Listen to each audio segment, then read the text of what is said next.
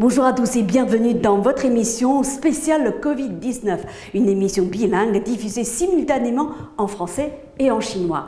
大家好，欢迎收看抗疫专辑，这是个同时用法语和中文播出的双语节目。Couvre-feu est exceptionnel. Le chef de l'État s'est exprimé le 14 octobre à la télévision sur la situation sanitaire et économique. Un couvre-feu entre 21h et 6h s'appliquera dès le samedi 17 octobre en Île-de-France et dans 8 métropoles, à savoir Grenoble, Lille, Lyon, Aix-Marseille, Montpellier, Rouen, Saint-Étienne et Toulouse. Le non-respect du couvre-feu sera pénalisé d'une amende de 135 € et ce couvre-feu durera au moins 4 semaines. Mandarin TV a traduit en chinois l'essentiel de son discours, que vous pouvez retrouver sur mandarintv.fr. 大家都知道了，周三晚上8点，法国总统马克龙再次就新冠病毒发表电视讲话，宣布从10月17日星期六开始，马兰西岛、格罗诺布尔、里尔、里昂、埃克斯马赛、蒙皮利埃、鲁昂、圣埃蒂安和图鲁斯21点至早上6点开始宵禁，违反者将处以135欧元的罚款。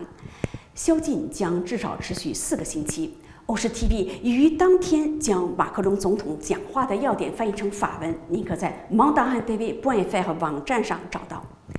Maintenant, place aux infos du jour. 下面来看今天的要闻。Au sommaire, le Premier ministre français détaille les exceptions au couvre-feu. 法国总理今天详细介绍宵禁的例外情况。Perquisition chez Olivier Véran, Jérôme Salomon, Édouard Philippe et Agnès Buzyn. 法国卫生部长维朗、法国卫生局长萨洛姆、法国前总理菲利普以及法国前卫生部长布赞的住宅被搜查。Les États-Unis entrent dans la troisième vague de l'épidémie. 在美国，第3波疫情已来临。Enfin, l'humidité réduirait la contamination par aérosol. 湿度可以减少打喷嚏传播病毒的可能性。Je vous le disais en titre, jeudi 15 octobre, le Premier ministre français a donné la liste des exceptions au couvre-feu. 10月15日下午，法国总理详细介绍了宵禁的例外情况。En résumé, des déplacements resteront autorisés entre 21h et 6h pour des raisons de santé, pour le travail de nuit, pour aider un proche en situation de dépendance, pour prendre un avion ou un train qui part ou qui arrive après 21h, ou encore pour sortir son animal de compagnie. 概括地讲，这些例外情况是健康原因、夜间工作、照顾不能自理的亲人、乘坐在晚上9点之后起飞或者到达的飞机或火车，以及带宠物去散步。Des perquisitions ont été menées jeudi 15 octobre chez le ministre de la Santé Olivier Véran, le directeur général de la Santé Jérôme Salomon, l'ancien Premier ministre Édouard Philippe et l'ex-ministre de la Santé Agnès Buzyn. L'information vient du ministère de la Santé. Ces perquisitions s'inscrivent dans le cadre de l'enquête sur la gestion de la pandémie de Covid-19 par les autorités politiques et sanitaires. 据法国卫生部的消息，10月15日，法国卫生部长韦朗、法国卫生局长萨洛姆、法国前总理菲利普以及法国前卫生部长布赞的住所被搜查。搜查的目的是配合正在进行的对法国政治和卫生当局就疫情管理所进行的调查。Ces perquisitions s'inscrivent dans le cadre de l'information judiciaire ouverte début juillet par la Cour de justice de la République pour leur gestion de la crise sanitaire liée au Covid-19. Quelques 90 plaintes avaient été déposées contre des membres du gouvernement, mettant en cause leur prise en charge de l'épidémie en France.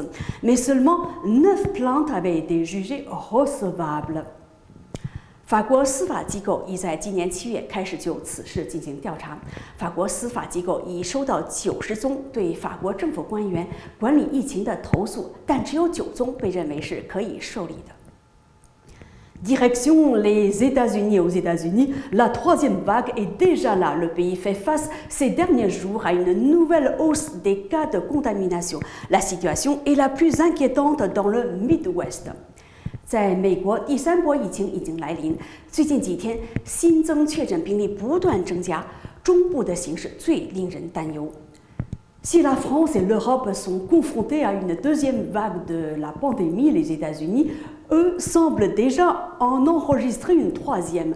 En tout cas, en nombre de cas quotidiens d'infection au Covid-19 en moyenne dès ces derniers jours, le pays vient de repasser au-dessus de la barre des 50 000 nouvelles contaminations toutes les 24 heures。如果法国和欧洲正面临第二波疫情，那么美国就已经开始进入第三波疫情。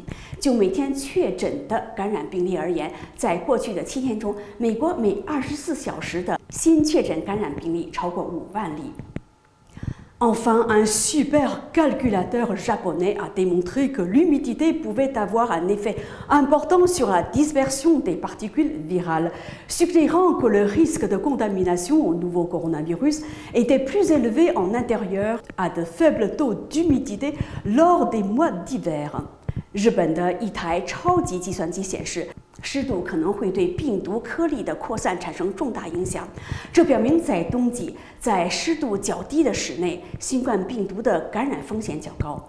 Selon une étude publiée le 13 octobre par l'université de Kobe, l'utilisation d'humidificateurs pourrait donc contribuer à limiter les infections dans les périodes où la ventilation par les fenêtres n'est pas possible.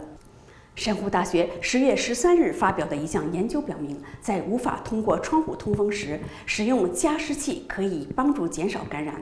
C'est la fin de cette émission. Merci à vous de l'avoir suivi. À demain. 好，本次节目就到此结束，谢谢收看，明天见。